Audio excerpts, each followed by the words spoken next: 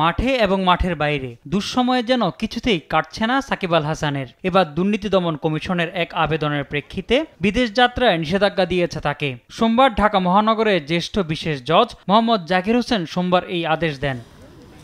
গত ১৯ জানুয়ারি চেক প্রতারণার মামলায় সাকিব আল হাসানের বিরুদ্ধে গ্রেপ্তারি পরোয়ানা জারির আদেশ দেন ঢাকা চিফ মেট্রোপলিটন ম্যাজিস্ট্রেট আদালত। এবার পেলেন দেশ ত্যাগের নিষেধাজ্ঞাও। সাকিব আল হাসানের সঙ্গে একই আদেশ দেওয়া হয়েছে আরও ১৪ জনকে। দুদকের আবেদনে বলা হয়েছে, তাদের বিরুদ্ধে অনিয়ম ও দুর্নীতির মাধ্যমে অর্থ আত্মসাৎপূর্বক সরকারি বিধিবিধান ও শেয়ার বাজার আইন লঙ্ঘনপূর্বক শত শত কোটি টাকা শেয়ার বাজারে বিনিয়োগ সহ অবৈধ সম্পদ অর্জনের অভিযোগ অনুসন্ধানাধীন রয়েছে। সুষ্ঠু অনুসন্ধানের স্বার্থে বর্ণিত ব্যক্তিদের বিদেশ গমন রহিতকরণ একান্ত আবশ্যক।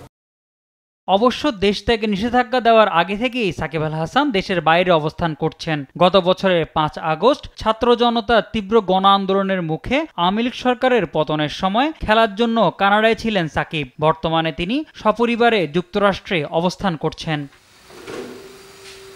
মোহাম্মদ সাকিব, স্পোর্টস ডেস্ক, দেশ টিভি।